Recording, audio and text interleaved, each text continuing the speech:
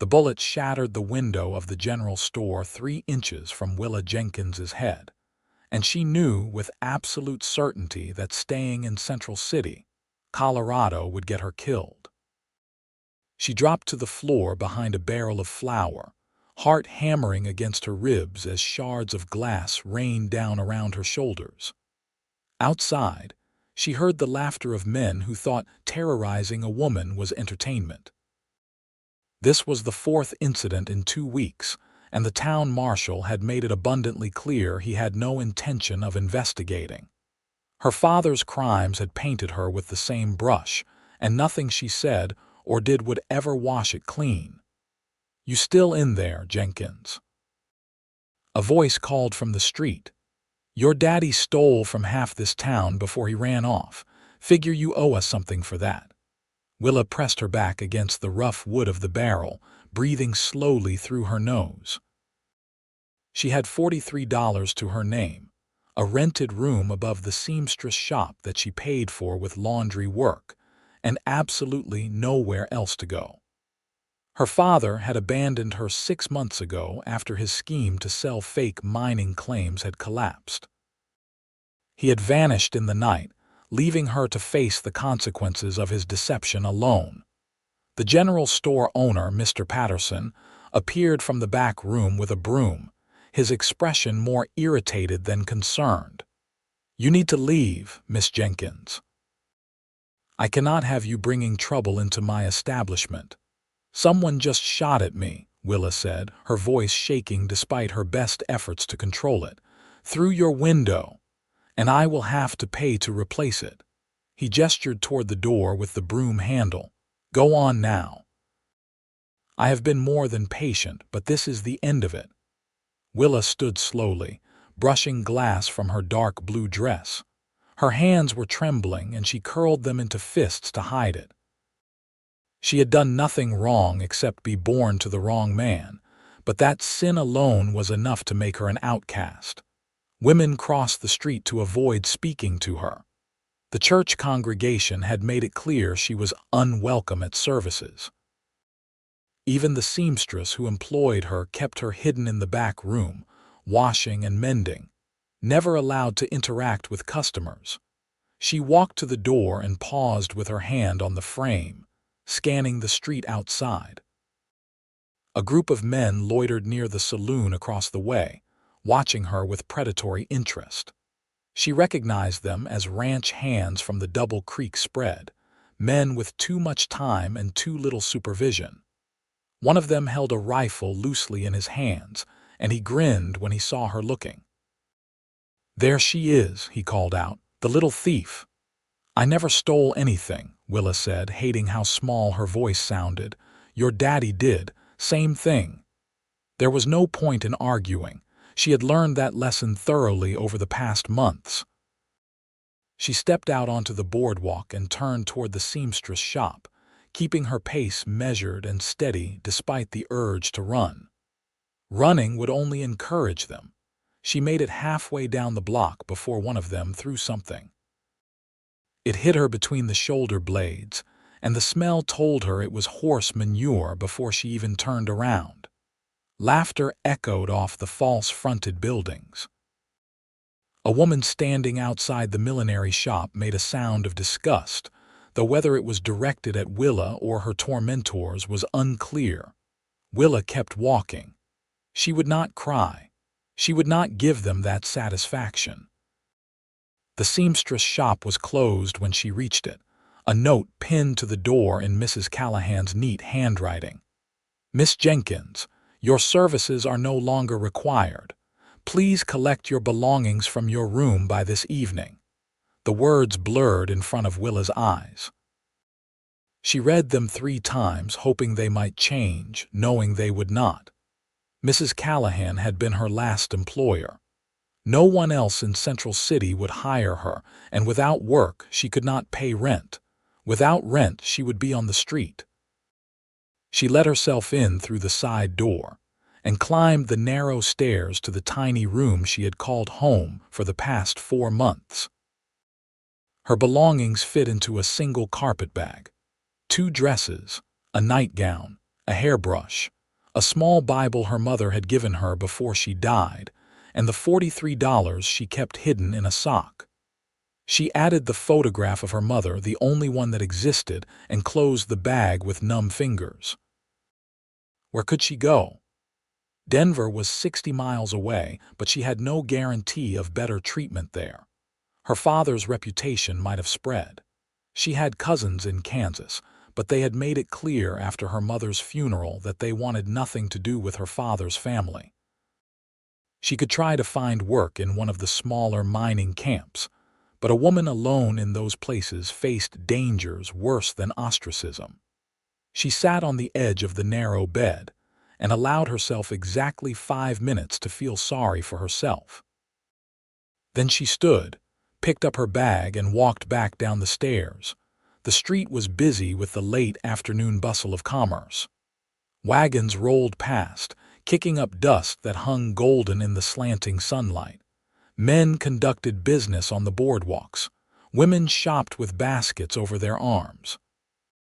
It was a prosperous town, Central City, grown fat on silver from the surrounding mountains, and every single person in it wished she would disappear. Willa started walking toward the edge of town with no clear destination in mind. Perhaps she could find a ranch that needed a cook or a housekeeper. Perhaps she could offer to work for room and board until she saved enough to start over somewhere far away. Perhaps she was being foolishly optimistic and would end up dead in a ditch by morning. She was so focused on her thoughts that she did not notice the man until she nearly walked into him. "Careful there," he said, reaching out to steady her by the elbow. Willa jerked back instinctively, and the man released her immediately, raising both hands in a gesture of peace. "Did not mean to startle you, miss." She looked up at him properly for the first time. He was tall, perhaps in his mid-20s, with dark hair that needed cutting and several days' worth of stubble on his jaw. His clothes marked him as a working cowboy. Worn denim pants, a faded blue shirt, scuffed boots with spurs, and a brown hat pushed back on his head. A revolver hung at his hip, the holster tied down in a way that suggested he knew how to use it. But it was his eyes that caught her attention, a clear gray that held something that looked almost like kindness. "I apologize," Willa said, moving to step around him. "I was not paying attention." "You are bleeding," the man said, and Willa realized he was looking at her temple. She lifted her hand to her face and her fingers came away red. One of the glass shards must have cut her. She had not even felt it. "It is nothing," she said. "There is a doctor 2 streets over. I am fine." She tried to move past him again, but he shifted to block her path without touching her. "At least let me walk you somewhere. You look like you have had a hard day." "You do not want to be seen with me," Willa said flatly. "Trust me on that." The man tilted his head slightly, studying her face. "You are the Jenkins girl." It was not a question. Willa felt something inside her harden. "Yes, so now you know. Please let me pass." But instead of stepping aside, the man did something she did not expect. He smiled, and it reached all the way to his eyes. "Ross Dawson," he said, extending his hand. "Pleasure to meet you, Miss Jenkins." Willa stared at his hand like it might be a snake. No one had offered to shake her hand in 6 months. No one had smiled at her in longer than that. "Why?" she asked. "Why what? Why are you being kind to me?" "What do you want?" Ross let his hand drop, but the smile remained. "I do not want anything, and I am being kind because you look like you need someone to be kind to you. You do not know me. You do not know what I have done." "I know your father was a con man who cheated a lot of people," Ross said calmly. "I also know that children are not responsible for the sins of their parents. Seems to me this town has forgotten that." Willa felt her throat tighten dangerously. She could not afford to cry in front of a stranger. "The town has made up its mind about me. There is nothing to be done about it. Where are you going with that bag? That is none of your concern. Are you leaving Central City?" "I have been invited to leave in every way except explicitly. I lost my last job today. I have nowhere to stay. So yes, I suppose I am leaving, though I have not worked out the details yet. Ross was quiet for a moment, and Willa could see him thinking. Finally, he said, I have a proposition for you. I am not that kind of woman, Willa said icily. Jesus, no, that is not what I meant. Ross looked genuinely appalled. I meant a job, a legitimate job. I have a ranch about 20 miles south of here, up in the hills. It is not much, but I am building it up. I need someone to help with the house, the cooking, maybe some mending. The work is hard, but it is honest, and I pay fair wages. Willa looked at him suspiciously. Why would you offer that to me? A woman you just met. A woman with a terrible reputation. Because you need help, and I need help, and it seems like a situation where we might be able to help each other. People will talk. People always talk. I stopped caring about that a long time ago. They will say I am your mistress. Let them say whatever they want. You will have your own room in the house with a lock on the door. You come and go as you please. If you do not like the arrangement, you can leave any time, but at least it gives you somewhere to start over. Willa wanted to believe him. She wanted it so badly that it scared her, but she had been disappointed too many times. I do not understand why you are doing this. Ross looked out at the street, at the people passing by without sparing them a glance. I came to Central City 3 years ago with nothing but my horse and my saddle. This town did not trust me either. I was just another drifter, probably a thief or worse, but someone gave me a chance anyway. Old rancher named William Mackenzie hired me on, taught me about cattle and land and how to build something lasting. When he died, he left me his property, said I had earned it. He turned back to Willa, and his expression was serious. Everyone deserves a chance to prove themselves, Miss Jenkins. Your father's mistakes are not yours to carry. So what do you say? Will you let me help you? Willa looked down at the carpetbag in her hand, at her only possessions in the world. She thought about sleeping on the street, about trying to make the 60-mile journey to Denver on foot with $43. She thought about the rifle-wielding men outside the saloon and the closed doors of every business in town. Yes, she said quietly. Yes, I will take the job. Ross's smile returned, warm and genuine. Good. I need to pick up some supplies and then we can head out. Should reach the ranch by dark if we leave within the hour. Do you have a horse? No. Can you ride? Yes, but I have not in a long time. You can ride with me then. My horse is strong enough for 2. They walked together back toward the center of town, and Willa felt the weight of hostile stares following them. She saw women whispering behind their hands, saw men watching with narrowed eyes. But Ross seemed oblivious to all of it, chatting easily about his ranch and the work that needed doing. He bought supplies at the general store, where Mr. Patterson's eyebrows rose nearly to his hairline when he saw them together, but Ross paid in cash and ignored the unspoken questions. As they walked toward the livery stable, a man stepped into their path. He was tall and broad-shouldered, wearing the star of a deputy marshal on his vest. Willa recognized him as Thomas Garrett, one of the men who had made her life miserable since her father's departure. Dawson, Garrett said, his voice cold. You know who you are walking with? I do, Ross said easily. Her father owes money all over this town. That is between you and her father. Miss Jenkins is not her father. Blood is blood, Garrett said. You would do well to remember that. A man is judged by the company he keeps. Then I suppose I will be judged well, since Miss Jenkins has done nothing wrong. Garrett's jaw tightened.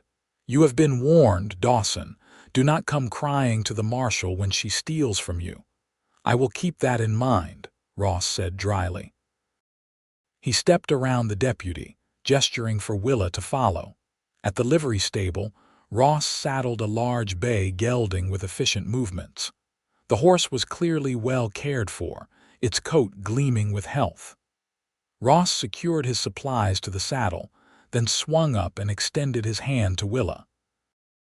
She hesitated. It had been years since she had ridden, and never behind a man she barely knew.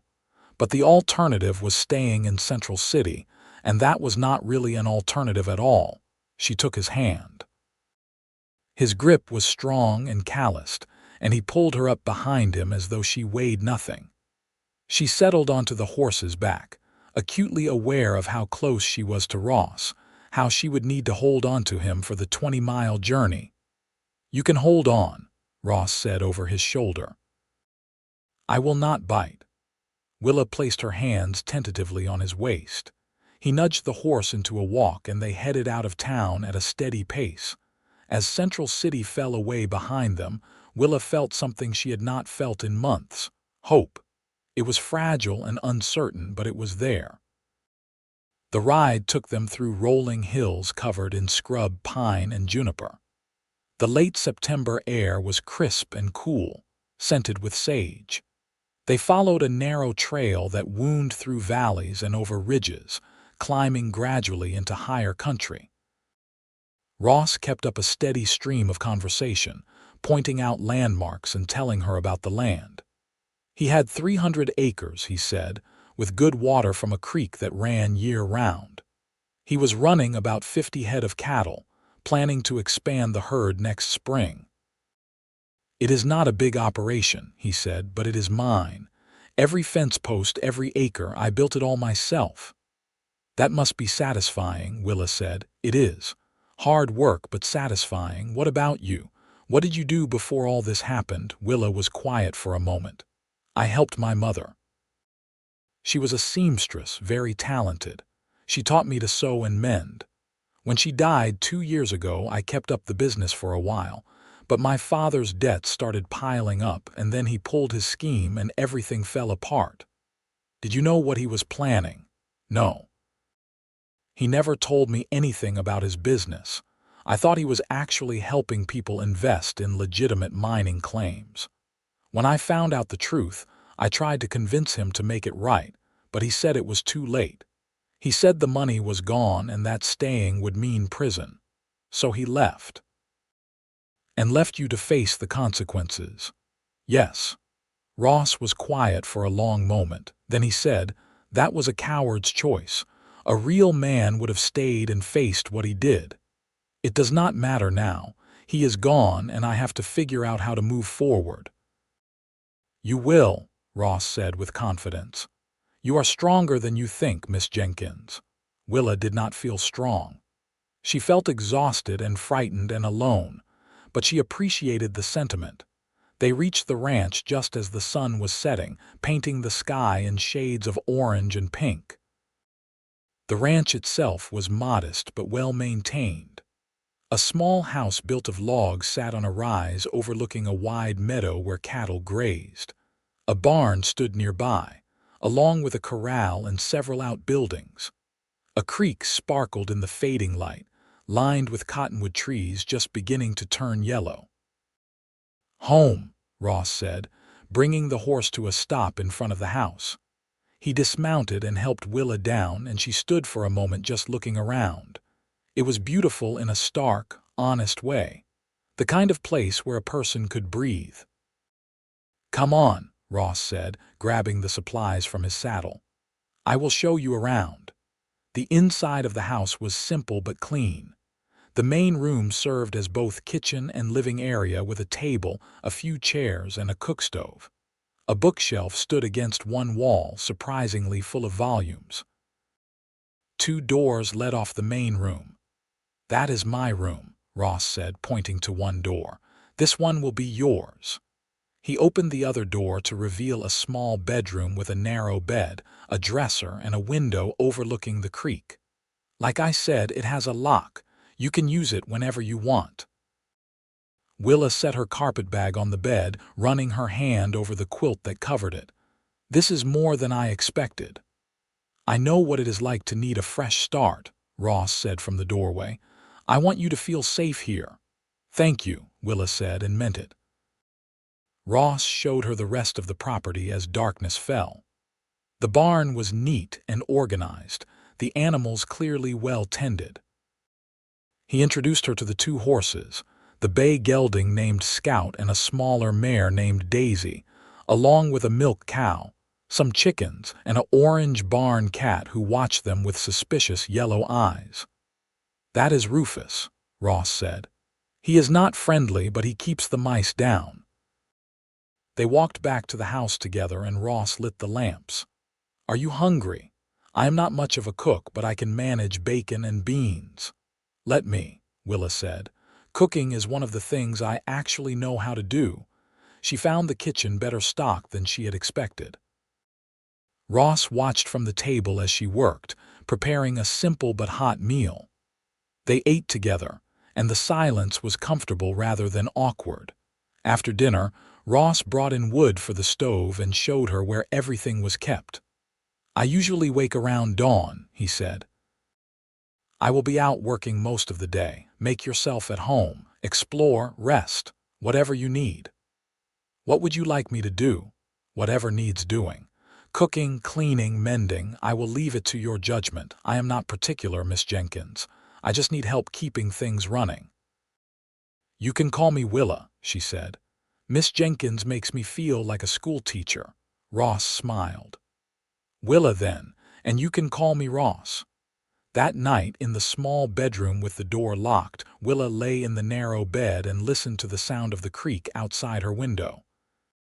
For the first time in months, she felt almost safe. She still did not understand why Ross had helped her, why he had shown her such unexpected kindness. But she was grateful for it beyond words. She would prove herself worthy of this chance. She would work harder than she had ever worked before.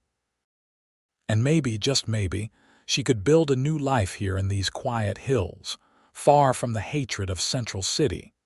The weeks that followed settled into a comfortable routine. Ross rose early and spent his days working on the ranch, mending fences, moving cattle, cutting firewood for the winter.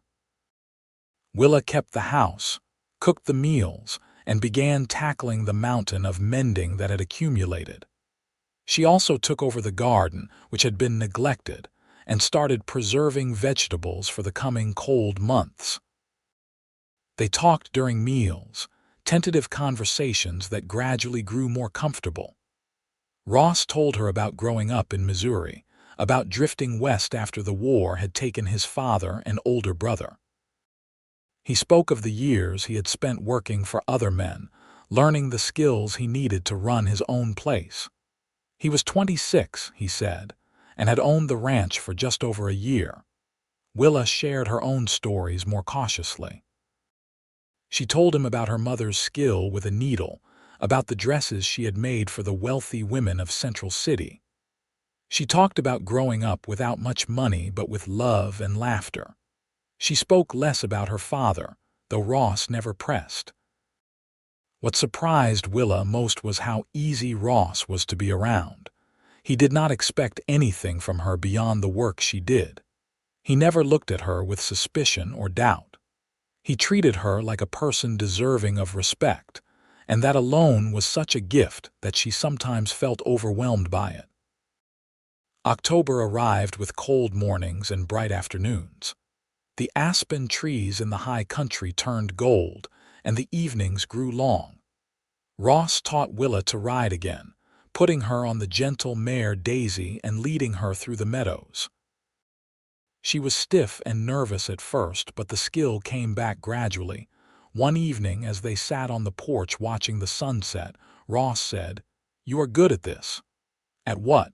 "All of it. The house is cleaner than it has ever been. The meals are better than anything I could make. You have done more in a month than I have managed in a year." Willa felt warmth spread through her chest. "Thank you. I want to earn my place here." "You have earned it 10 times over." He was quiet for a moment, then added, "You seem happier than when you first arrived." "I am," Willa said honestly. "This place, this life, it is everything Central City was not. I feel like I can breathe here." "Good," Ross said softly. "That is what I hoped for. They fell into silence, and Willa found herself studying his profile in the fading light. He was a handsome man, she realized, though it was not just his features that made him attractive. It was the kindness in his eyes, the quiet strength in the way he moved, the gentle patience he showed with everything from his horses to her. She had been so focused on survival that she had not allowed herself to notice, but now she could not seem to stop noticing. The thought frightened her. She could not afford to develop feelings for Ross. He had given her a job, a place to stay, a chance to start over. That was all. She was his employee, nothing more. To imagine anything else would be foolish and dangerous. But as the days passed, ignoring her growing feelings became increasingly difficult. She found herself watching for him to come in from the fields, listening for the sound of his boots on the porch. She noticed small things: the way he smiled when he was pleased, the low rumble of his laughter, the careful way he handled injured animals. She noticed that he always made sure she had enough firewood, that he remembered which foods she liked, that he went out of his way to make her comfortable. November brought the first snow, a light dusting that melted by noon. Ross began preparing for winter in earnest, bringing the cattle down from the high pastures, repairing the barn, stocking up on supplies. Willa helped where she could, and they worked side by side in companionable silence. One particularly cold morning, Willa was in the barn gathering eggs when she heard a commotion outside. She stepped out to see 3 riders approaching the house.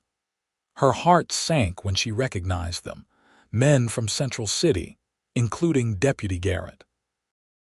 Ross came out of the barn behind her, his expression hardening when he saw the visitors.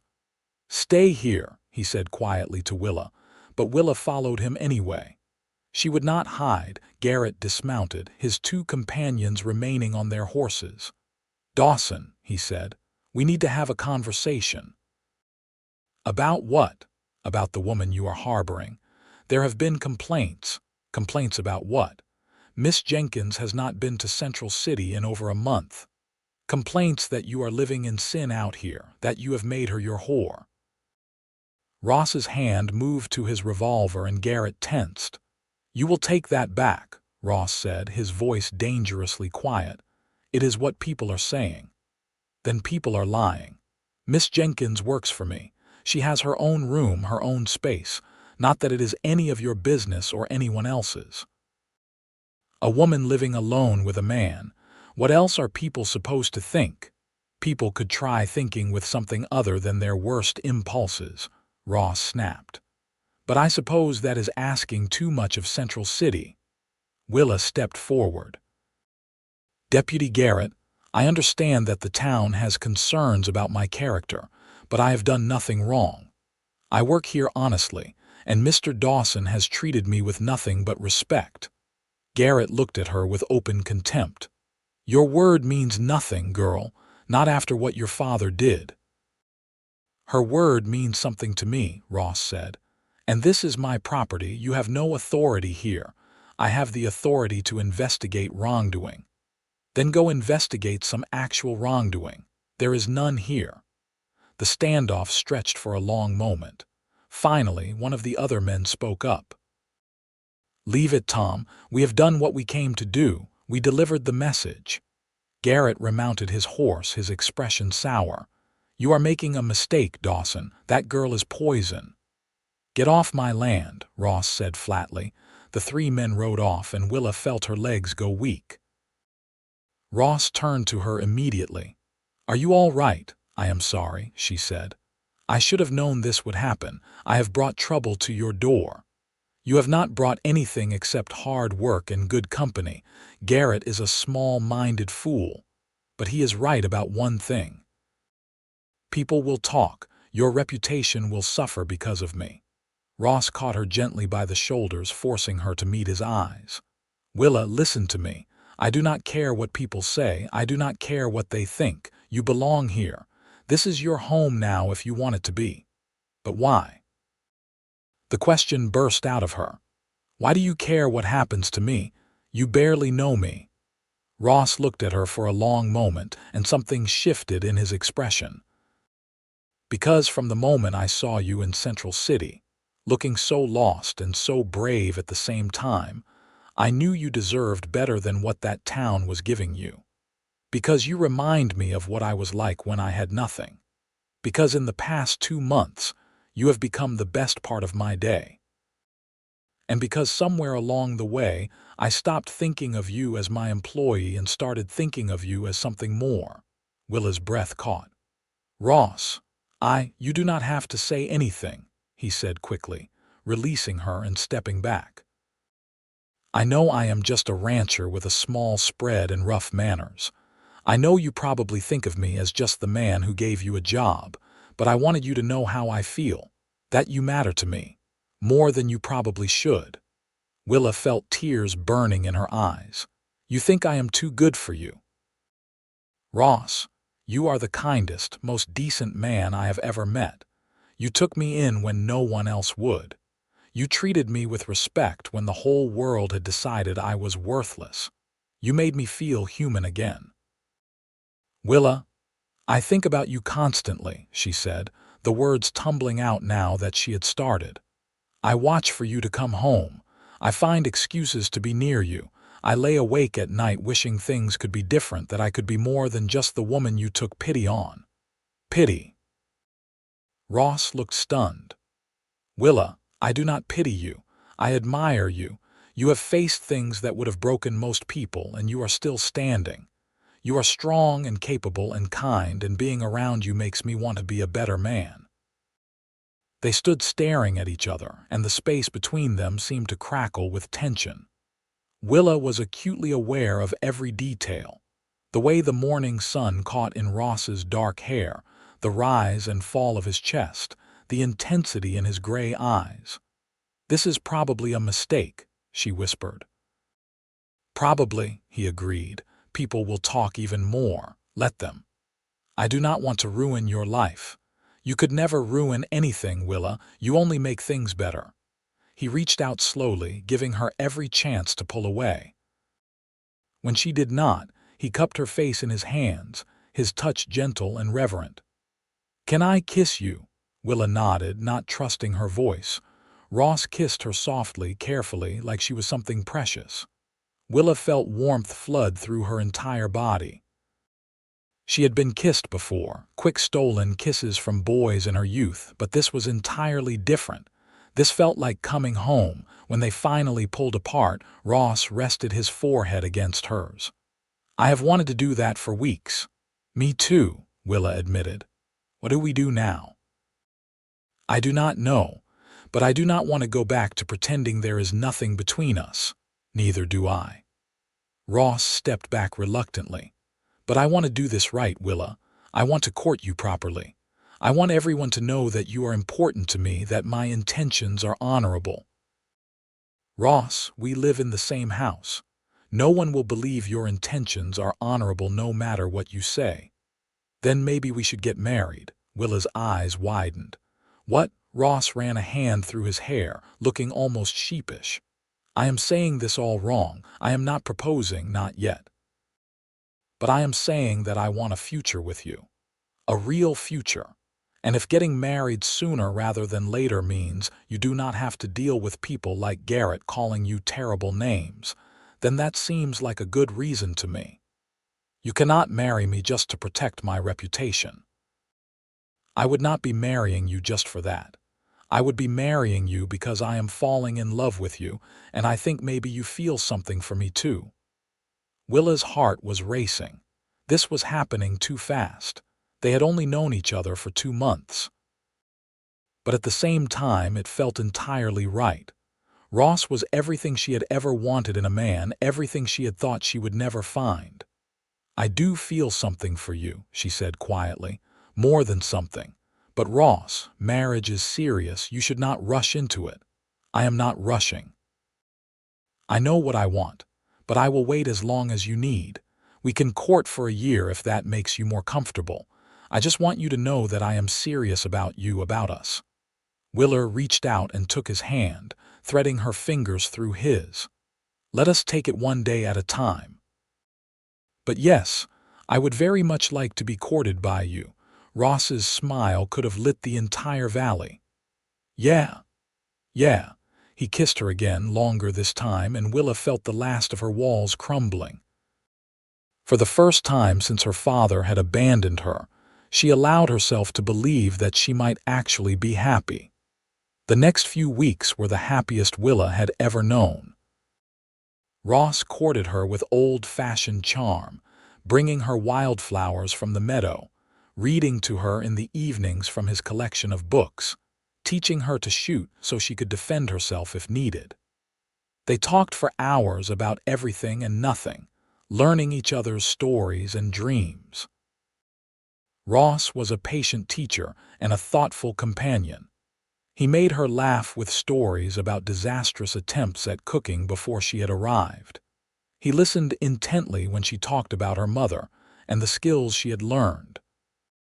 He never pushed for more than she was willing to give, always respecting her boundaries. They still maintained separate rooms, though Willa found herself reluctant to retreat to her own space each night. She wanted to fall asleep beside Ross, to wake up next to him. But he had promised to court her properly, and he kept that promise. The weather turned colder as December approached. Snow fell more frequently now, blanketing the ranch in white. Ross brought the last of the cattle into the lower pastures and began the daily work of feeding them through the winter. Willa kept the house warm and comfortable, baking bread and preparing hot meals that filled the rooms with wonderful smells. One evening in mid-December, as they sat by the fire after dinner, Ross said, "I need to go into Central City tomorrow." Willa looked up from her mending. "What for?" "I need to place an order for spring supplies, and I need to file some paperwork at the land office. I should be back by evening." "Can I come with you?" Ross hesitated. "Are you sure? I know how the town treated you." "I cannot hide forever, and I am not the same woman who left in September. I am stronger now. You helped me find that strength." "You always had it," Ross said gently. "You just needed space to remember." The next morning they rode into Central City together, Willa sitting behind Ross on scout. The town was decorated for Christmas, garlands hanging from the storefronts, and a large tree erected in the town square. Under different circumstances, it might have looked festive. To Willa, it just looked like the place that had tried to destroy her. They tied Scout outside the land office, and Ross helped Willa down. Several people on the street stopped to stare, and Willa heard whispered conversations starting up.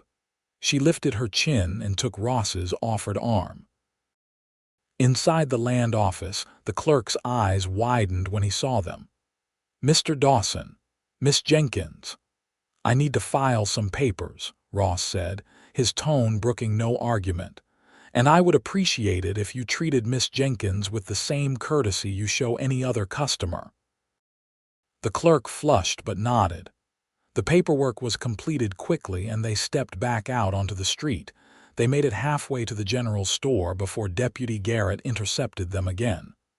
"Dawson, Miss Jenkins, I see you are still keeping questionable company."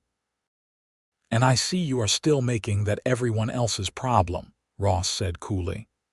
"Have you two gotten married yet, or are you still living in sin?"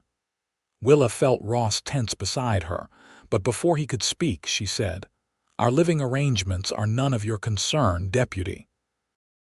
We are doing nothing illegal. You are corrupting a good man. Dawson had a decent reputation before you came along." "My reputation is my own business," Ross said. "And Willa has done nothing to corrupt anyone except maybe teach me how to fold laundry properly."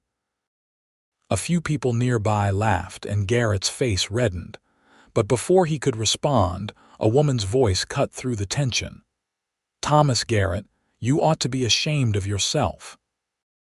Everyone turned to see an older woman approaching, dressed in expensive clothes that marked her as one of Central City's wealthy residents. Willa recognized her as Mrs. Evelyn Hawthorne, the owner of the largest bank in town.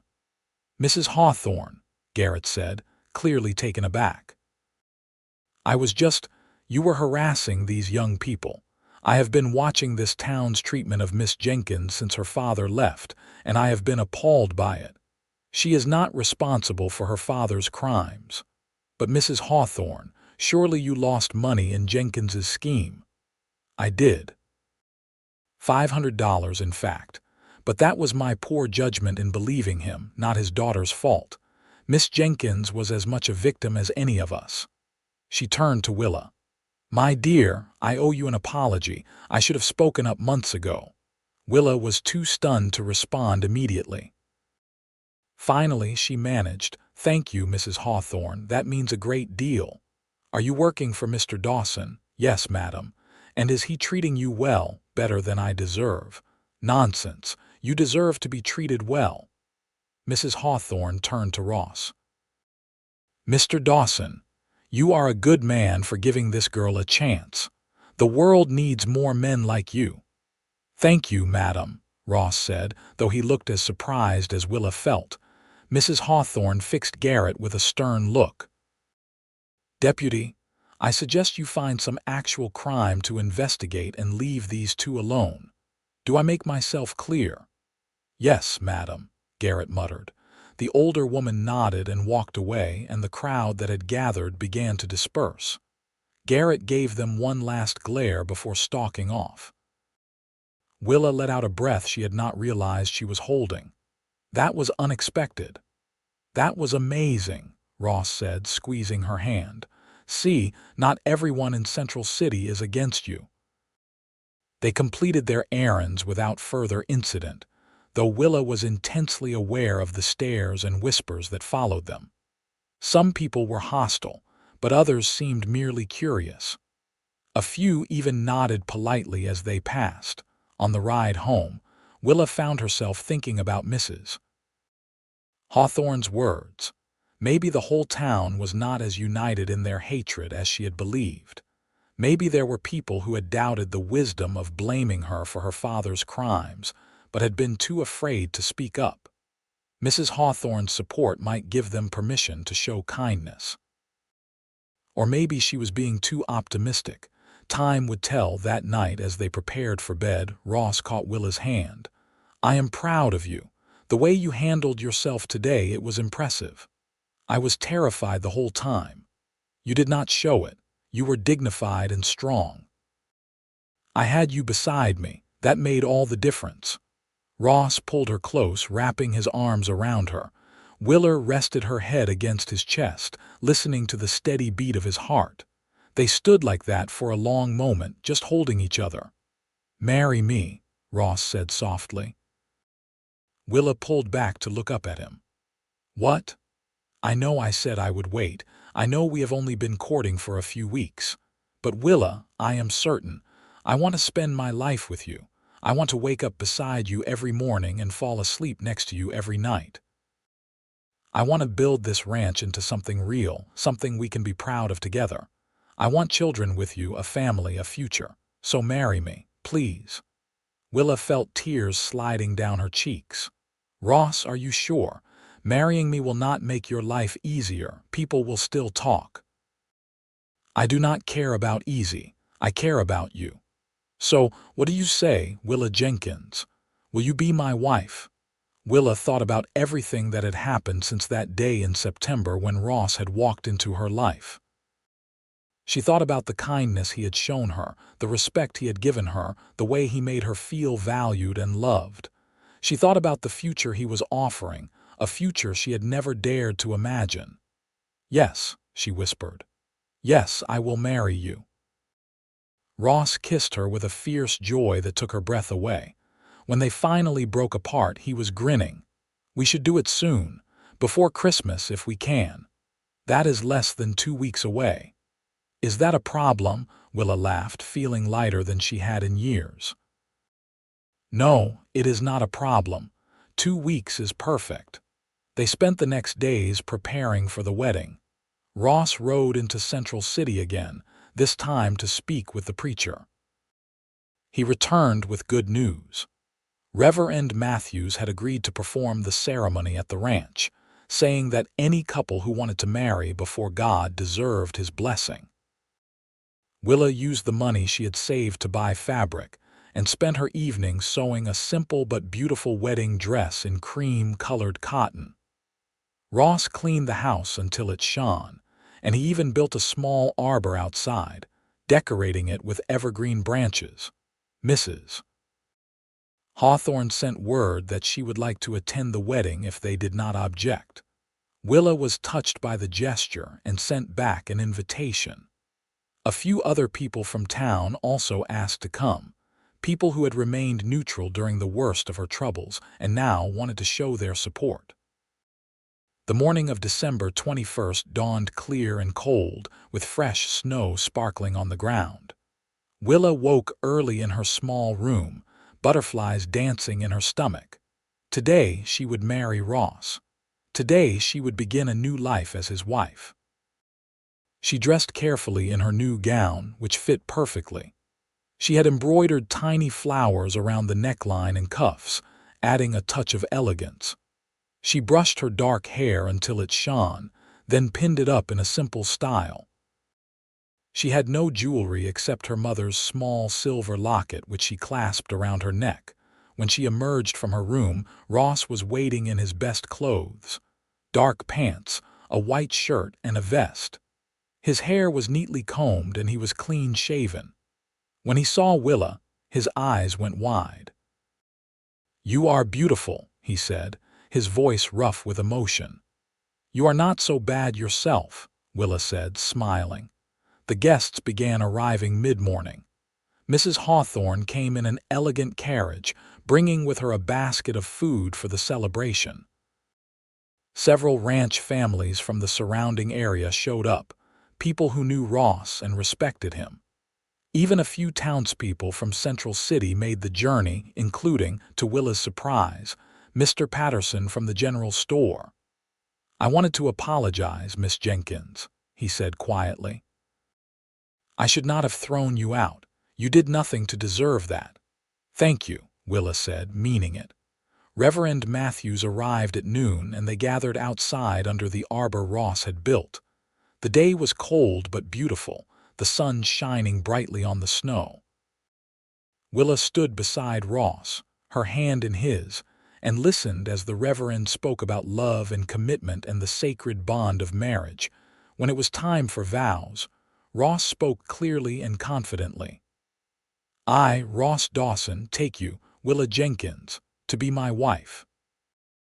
I promise to love you, honor you, and protect you for as long as I live. You are my home, and I will spend every day trying to be worthy of you." Willa's voice shook slightly, but she managed to get the words out. "I, Willa Jenkins, take you, Ross Dawson, to be my husband. I promise to love you, honor you, and stand beside you through whatever comes. You gave me hope when I had none, and I will be grateful for that every day of my life.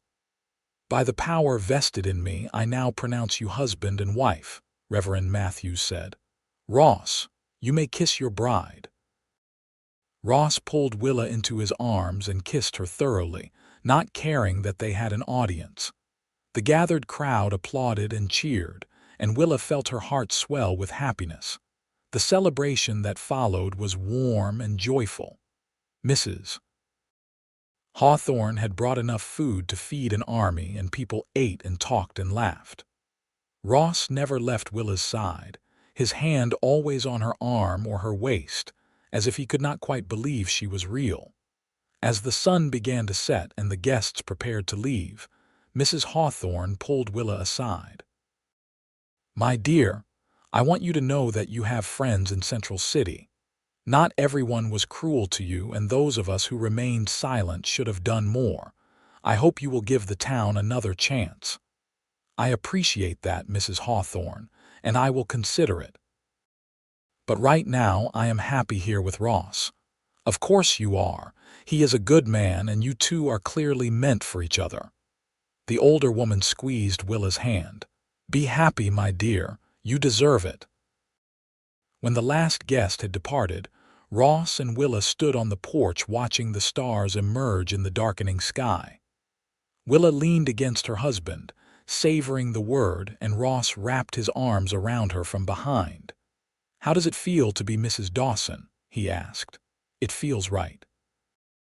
It feels like coming home." "This town is not your home," Ross said softly. "I am." Willa turned in his arms to face him, remembering the words he had spoken to her back in Central City, the promise he had made. "You are," she agreed. "You are my home, Ross. Wherever you are, that is where I belong." He kissed her again, slow and deep, and when they finally went inside together, it was not to separate rooms but to the life they would build as husband and wife. The winter passed in a blur of happiness. Willa adjusted to married life with surprising ease. Sharing a room with Ross, waking up beside him every morning, was more wonderful than she had imagined. He was an attentive and loving husband, always considerate of her needs and feelings. They worked together to keep the ranch running through the cold months. Ross taught Willa more about the cattle, about how to recognize signs of illness or injury. Willa taught Ross to cook more than just beans, expanding his repertoire to include stews and roasts and even pies. They played cards in the evenings, read books aloud to each other, and talked about their dreams for the future. In February, Willa realized she was pregnant. She waited a few days to be sure before telling Ross, wanting to be certain. When she finally shared the news one evening after dinner, his reaction was everything she could have hoped for. "A baby," he said, his eyes going wide. "We are going to have a baby." "Yes, probably sometime in early October if my calculations are right."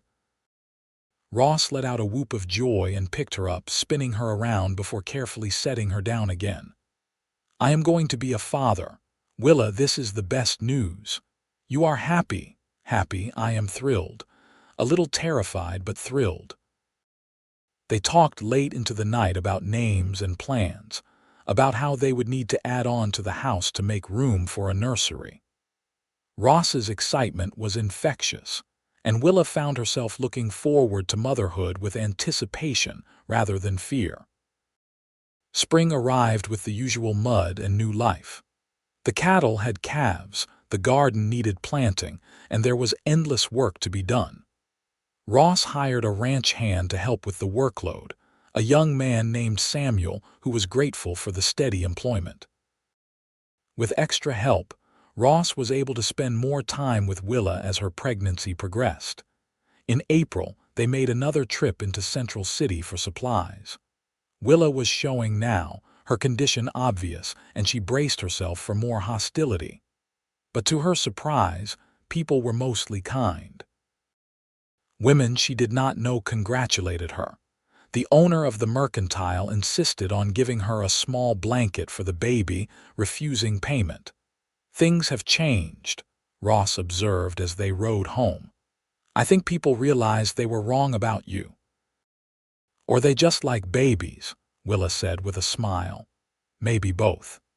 As summer approached, Ross began building the addition to the house. He worked on it during the evenings and on Sundays, slowly adding a new room that would serve as a nursery. Willa helped where she could, holding boards steady and handing him nails, though Ross worried constantly about her doing too much. "I am pregnant, not made of glass," she told him more than once. "I know, but you are carrying our child. That makes you precious cargo." In June, a letter arrived from Kansas. It was from Willa's cousin Margaret, who had somehow learned of Willa's marriage and wanted to rebuild their relationship. She apologized for how the family had treated Willa after her mother's death and asked if they might correspond. Willa wrote back, cautiously hopeful. Over the following months, she and Margaret exchanged several letters. It was not quite forgiveness for the past, but it was a start. Margaret even sent a beautiful quilt for the baby, hand-stitched with care. July brought hot weather and the hard work of haying. Ross and Samuel worked long days cutting and storing hay for the winter feed. Willa, now quite pregnant, focused on preserving food from the garden and preparing for the baby's arrival.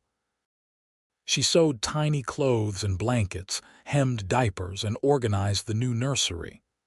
One evening in late July, as they sat on the porch enjoying the cooler air, Ross said, "I have been thinking." "About what?" "About expanding the ranch. We are doing well, and with Samuel helping, I think we could handle more cattle, maybe even start breeding horses. There is good money in horses." "That sounds like a wonderful idea." "It would mean more work, but it would also mean more security for our family, for our children." He placed his hand on Willa's swollen belly. "I want to give them everything, Willa, a good life, a solid future." "You already are," Willa said gently. "You are giving them a father who loves them and works hard. That is the most important thing." August passed quietly, with Ross growing increasingly nervous as Willa's due date approached. He made her promise to take no chances, to rest frequently, to call for him if she needed anything. Willa found his protectiveness endearing, though sometimes frustrating. In early September, Mrs. Hawthorne sent a midwife to the ranch. Her name was Catherine Morris, a competent woman in her 40s who had delivered half the babies in Central City. She examined Willa, pronounced everything normal, and said she would return when labor began. "Your husband looks more nervous than you do," Catherine observed. "He worries," Willa said with a smile. "That is what good husbands do." The baby came on a cool October morning, arriving with the dawn. Willa's labor was long but not complicated, and Catherine guided her through it with calm expertise. Ross paced outside the bedroom, occasionally coming in to hold Willa's hand and offer encouragement before Catherine shooed him out again. Finally, just as the sun was breaking over the mountains, their son was born. He came into the world howling, red-faced and furious, perfect in every way. "You have a boy," Catherine announced, wrapping the baby in a blanket and placing him in Willa's arms. "A healthy, strong boy." Willa looked down at her son, overwhelmed by the wave of love that crashed over her. He was so small, so vulnerable, so completely dependent on them, and yet she had never felt stronger or more certain of her place in the world. Ross came in then, his face pale with worry. "Is Willa all right?" "Is the baby all right? See for yourself," Catherine said, stepping aside. Ross approached the bed slowly, as if he was afraid he might break something. When he saw the baby in Willa's arms, his entire expression transformed. "Is that our son?" "It is. Come meet him." Ross sat carefully on the edge of the bed, reaching out to touch the baby's tiny hand. The infant's fingers wrapped instinctively around Ross's finger, and Willa saw tears form in her husband's eyes. "He is perfect," Ross whispered. "Willa, he is absolutely perfect. What should we name him?" They had discussed names but never settled on anything definitive. Now, looking at their son, Willa said, "What about Matthew, after the Reverend who married us?" "Matthew Dawson," Ross said, testing the name. "I like it. Matthew Ross Dawson." "Matthew Ross Dawson," Willa repeated. "Hello, Matthew. Welcome to the world." The baby made a small sound, and both parents laughed, giddy with exhaustion and joy. Catherine stayed for a few days, helping Willa recover and teaching both parents how to care for their infant son. Ross was a surprisingly natural father, changing diapers without complaint and walking the floor with Matthew when he fussed at night. Willa watched her husband cradle their son and felt her love for him deepen even further. As October gave way to November, life settled into a new rhythm. Matthew was a good baby, sleeping reasonably well and eating enthusiastically. Willa devoted herself to motherhood with the same dedication she brought to everything else. Ross continued working the ranch, though he spent every spare moment with his family. One afternoon in late November, as the first real snow of winter was falling, Ross came in from the barn to find Willa sitting by the fire with Matthew asleep in her arms. He stood in the doorway for a moment, just watching them, his heart so full it felt like it might burst. Willa looked up and smiled. "Come sit with us." Ross settled beside her on the settee, carefully so as not to wake the baby. Willa leaned against him, and they sat in comfortable silence, watching the snow fall outside the window. "You ever think about Central City?" Ross asked after a while. "Sometimes, not as much as I used to." "Do you ever regret leaving?" "No, that town hurt me, Ross. It tried to destroy me. This place, this life with you saved me." "You saved yourself. I just gave you the space to do it." "You gave me more than space. You gave me hope. You gave me love. You gave me a family." She looked down at Matthew, then back at Ross. "You gave me everything that matters." Ross kissed her temple. "You know what you said at our wedding about me being your home?" "Yes." "That goes both ways, Willa. You are my home too, you and Matthew. Nothing else matters as long as I have you too." They sat together as the afternoon faded into evening, a small family safe and warm while the snow fell outside. It was a quiet moment, unremarkable in many ways, but Willa knew she would remember it forever. This was happiness, not grand gestures or dramatic declarations, but simple moments of peace and contentment with the people you loved. The years that followed brought the usual challenges and joys. The ranch prospered as Ross expanded the herd and began breeding horses, just as he had planned. Samuel proved himself invaluable, and eventually Ross made him a partner in the operation.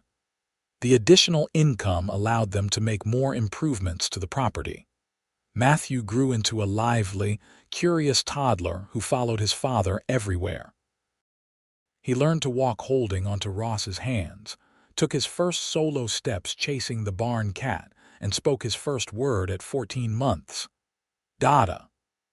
Willa pretended to be offended, but secretly she loved watching the bond between father and son.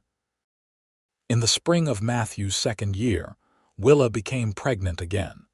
This time the pregnancy was easier, perhaps because she knew what to expect.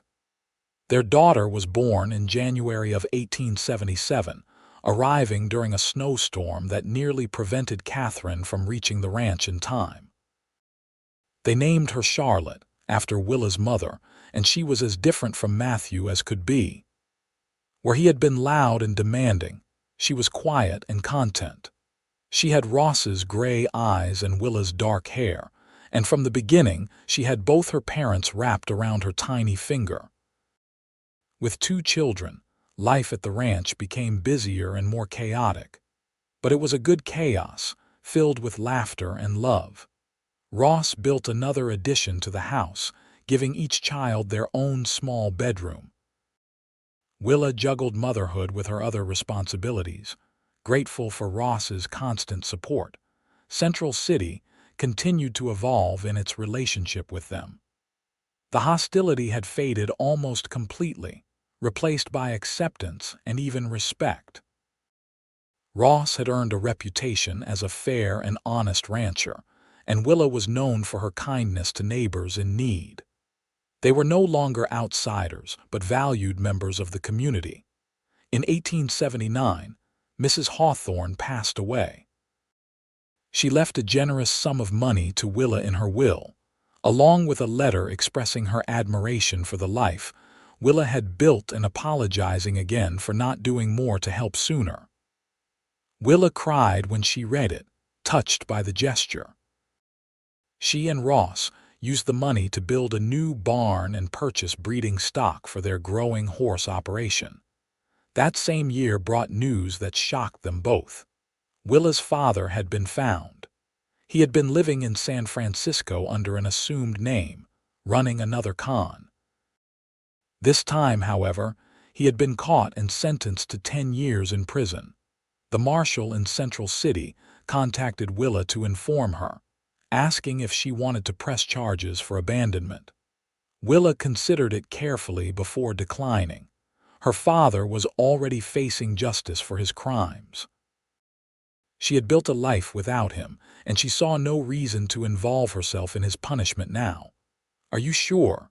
Ross asked when she told him her decision. "I am sure. He is my father by blood, but he stopped being my parent a long time ago. I do not owe him anything, but I do not need revenge either. Let him serve his time. Maybe it will give him a chance to change." Ross pulled her close. "You are a better person than I would be in your position." "I learned from the best," Willa said, kissing him. As the 1880s began, their family continued to grow. A third child, another boy they named Benjamin, arrived in 1881. He was the perfect blend of his siblings, as lively as Matthew but as sweet-tempered as Charlotte. The house that had once seemed too big for two people now felt comfortably full with five. The ranch had become one of the most successful operations in the region. Ross's horses were in high demand, known for their quality and temperament. The cattle herd had grown to over 200 head. They employed 3 full-time hands in addition to Samuel, who had married and built his own small house on the property. Matthew, now 8 years old, was already talking about being a rancher like his father. He spent his days shadowing Ross or Samuel, learning everything he could about horses and cattle. Charlotte, at 5, was quieter but no less determined. She had inherited her mother's skill with a needle and spent hours watching Willa sew, asking questions and practicing her own stitches. Benjamin, at 2, was still too young for any particular interests, beyond causing mischief.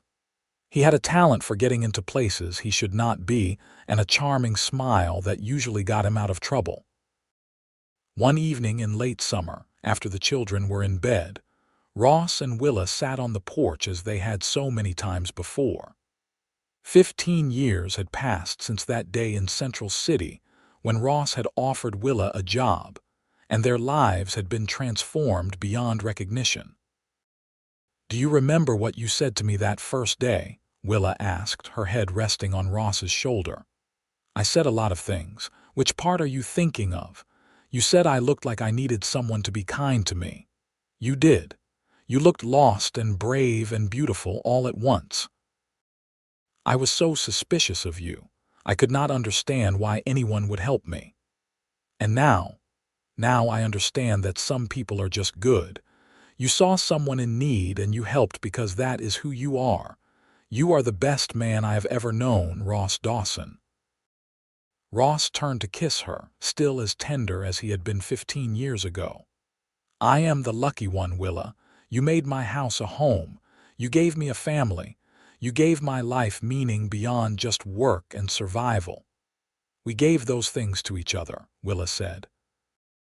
They sat in comfortable silence, listening to the sounds of the night.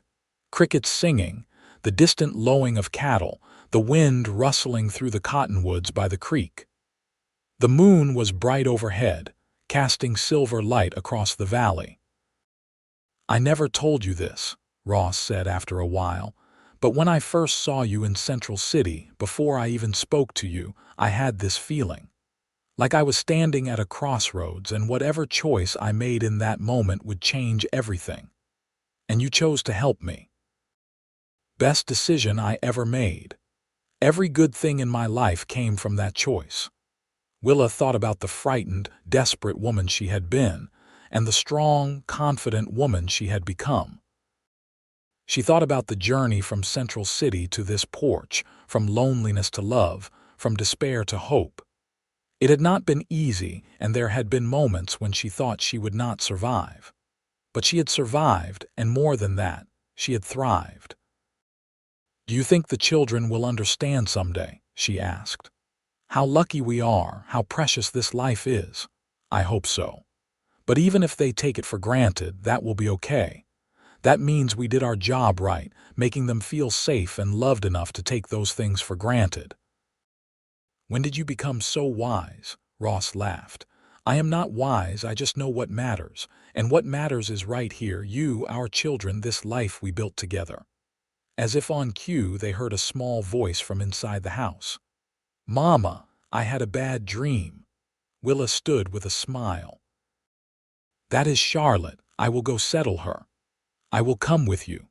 They went inside together, partners in all things, and found Charlotte sitting up in her small bed, clutching her favorite doll. Willa sat beside her, smoothing her hair while Ross lit the lamp on the dresser. "Tell me about your dream, sweetheart," Willa said gently. "I dreamed that we were lost in the snow and could not find our way home." "That does sound scary, but you know what? You could never really be lost because home is not just a place. Home is the people who love you. And we love you so much, Charlotte.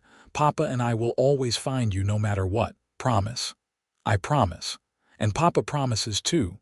Right, Papa?" "Absolutely," Ross said, sitting on the other side of the bed. "We will always keep you safe, Charlotte. You and Matthew and Benjamin. That is what parents do." Charlotte seemed reassured. She lay back down and Willa tucked the blankets around her. "Now try to sleep. And if you have another bad dream, you can come get us, okay?" "Okay, Mama." They kissed her goodnight and returned to the porch, where they sat for a while longer, enjoying the peace of the evening. "She is growing up so fast," Willa said softly. "They all are." "I know. Sometimes I wish I could freeze time, keep them small forever. But then we would miss watching them become who they are meant to be. That is the beautiful part, Ross, watching them grow and change and find their own paths." "When did you become so wise?" Ross echoed her earlier question with a grin. Willa laughed. "I learned from you, remember." The years continued to unfold, each one bringing new experiences and challenges. Matthew proved to be a natural horseman, developing his father's gentle touch with animals. By the time he was 12, he was helping train the young horses, and buyers specifically asked for animals that Matthew had worked with. Charlotte discovered a talent for music when a traveling music teacher came through Central City. Willa and Ross arranged for regular lessons, and soon the house was filled with the sounds of the piano they had shipped from Denver. Charlotte's playing brought joy to everyone who heard it. Benjamin, the youngest, was the most social of the three children. He made friends easily and had a gift for bringing people together. He talked about becoming a teacher someday, wanting to help other children learn and grow. In 1885, Willa turned 36, and Ross threw her a surprise birthday party. He invited neighbors, friends from Central City, and even Willa's cousin Margaret, who had remained in contact over the years and made the long journey from Kansas for the occasion. The house and yard were full of people, all of them there to celebrate Willa and the life she had built. As she looked around at the faces of friends and family, at her children playing with their cousins, at Ross organizing games and keeping everyone fed, Willa felt overwhelming gratitude. Deputy Garrett, long since retired, even made an appearance. He approached Willa hesitantly, hat in hand. "Mrs.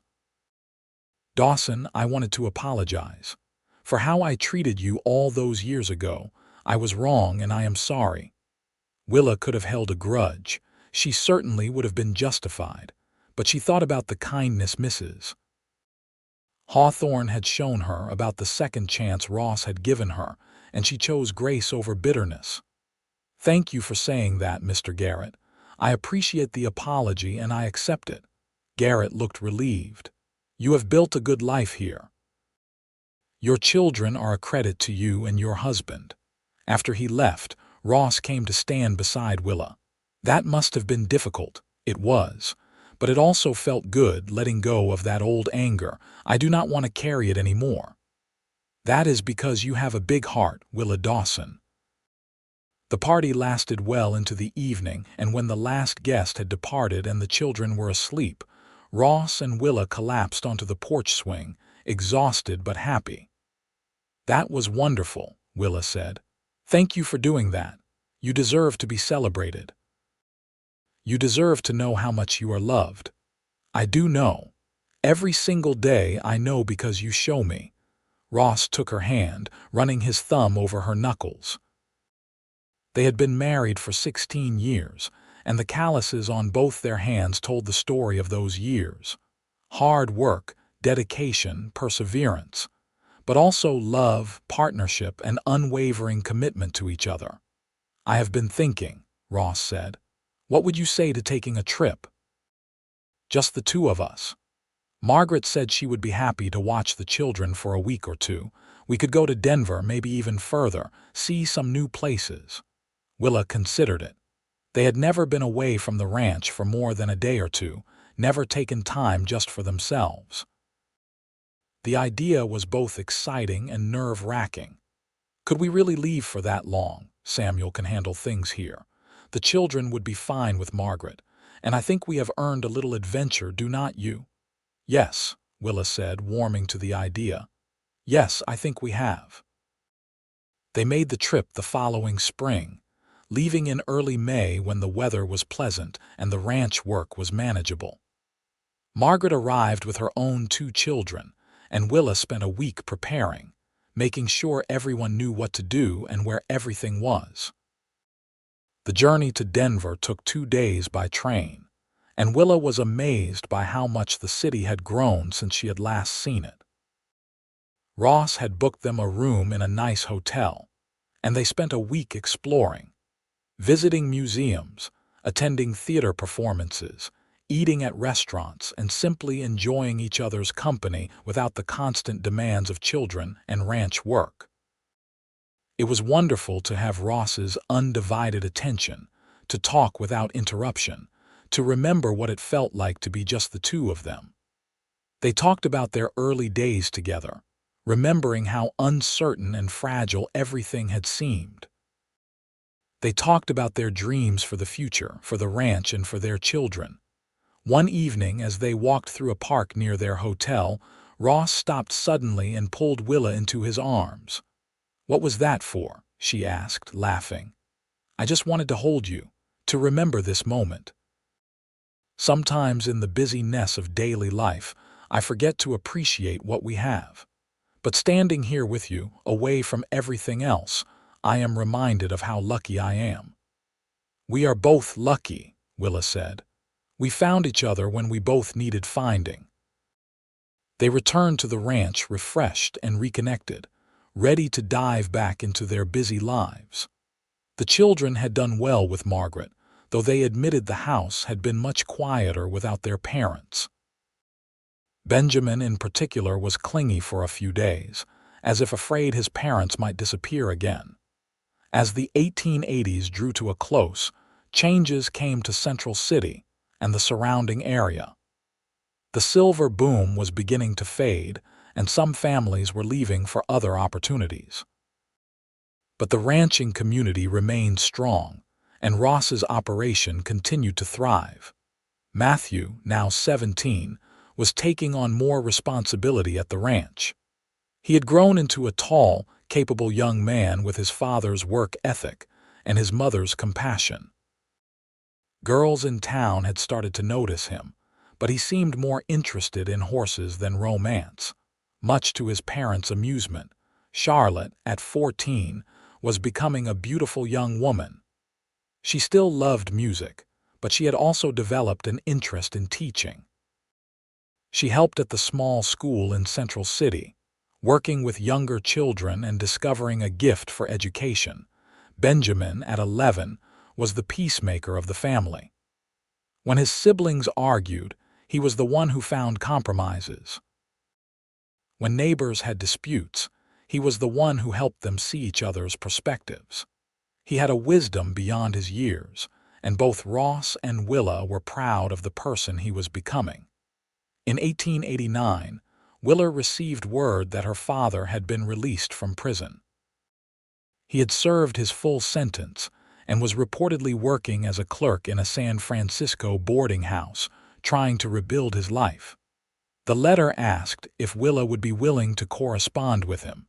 She discussed it with Ross, uncertain about what to do.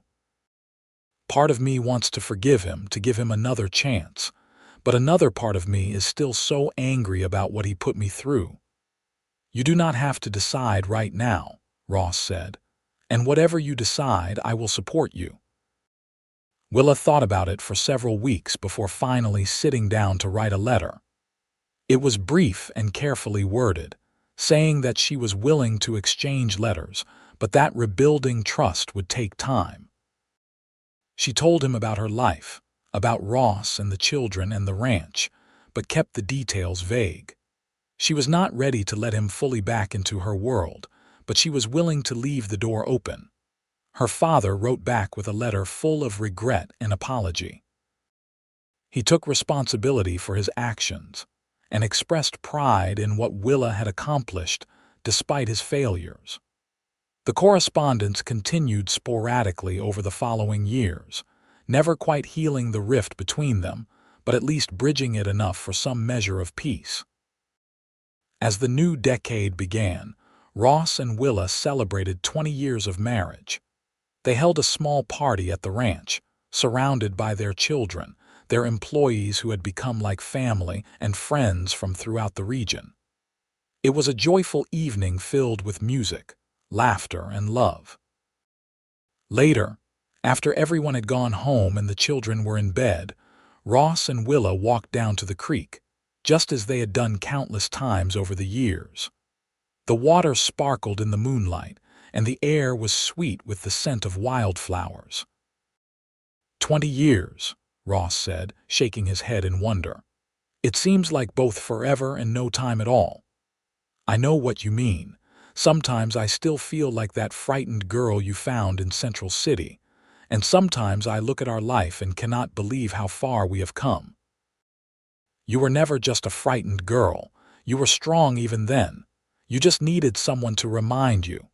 Willa turned to face him, placing her hands on his chest. "You did more than remind me, Ross. You believed in me when no one else did. You gave me a chance to prove myself.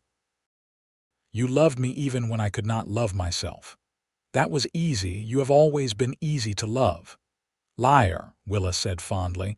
"I was prickly and defensive and difficult. You were hurt and scared. There is a difference." They stood together by the creek, holding each other as they had held each other through 2 decades of joy and sorrow, triumph and struggle. They had built something lasting, something real. Not just a ranch or a family, but a partnership based on mutual respect, unwavering support, and deep, abiding love. "I have no regrets," Willa said softly, "about any of it. Every hardship, every challenge led me here to you, and I would go through it all again if it meant ending up in your arms." "No regrets here either," Ross said, "except maybe that I did not find you sooner. We found each other exactly when we were meant to. I truly believe that." They walked back to the house hand in hand, ready for whatever the future might bring, knowing that as long as they faced it together, they could handle anything. The years continued to unfold with the steady rhythm of ranch life. Matthew married at 22, choosing a sweet-natured girl from Central City named Sarah who fit into the family perfectly. They built their own home on the ranch property, and Matthew took over more and more of the day-to-day operations as Ross began to slow down. Charlotte pursued her dream of teaching, attending a teacher training program in Denver before returning to open her own small school on the ranch. Children from surrounding families came to learn, and Charlotte proved to be a gifted educator, patient and creative. Benjamin, true to his nature, found a career that combined his people skills with his desire to help others. He became a mediator, helping to resolve disputes between ranchers and miners, between landowners and settlers. He traveled throughout Colorado, building a reputation as a fair and effective negotiator. Ross and Willa became grandparents when Matthew and Sarah had their first child, a daughter they named Evelyn in honor of Mrs. Hawthorne. Holding her granddaughter for the first time, Willa was overwhelmed by emotion. She thought about how different this moment was from her own experience as a new mother. Surrounded by love and support, rather than struggling alone in a town that hated her. More grandchildren followed over the years. Matthew and Sarah had 3 children in total. Charlotte eventually married a fellow teacher and had 2 children of her own. Benjamin married at 30 and started his own family. As Ross and Willa moved into their 50s, they gradually stepped back from the daily operations of the ranch, leaving it in Matthew's capable hands. They spent more time together, taking long walks, reading, and enjoying their grandchildren. The house was often full of noise and activity, multiple generations living and working together in harmony. In 1905, Central City organized a celebration of its history, inviting long-time residents to share their stories. Willa was asked to speak about her experiences, about how the town had changed over the decades. She almost declined, uncomfortable with the attention, but Ross encouraged her. "Your story matters," he said. "How the town treated you and how you overcame it, that is important history. Maybe hearing it will help people treat others better in the future." So Willa agreed. On a warm June afternoon, she stood in front of a crowd gathered in the town square and told her story. She spoke honestly about her father's crimes, about the hostility she had faced, about the desperation she had felt. She talked about Ross's unexpected kindness, about the life they had built together, about forgiveness and second chances. When she finished, there was a long silence.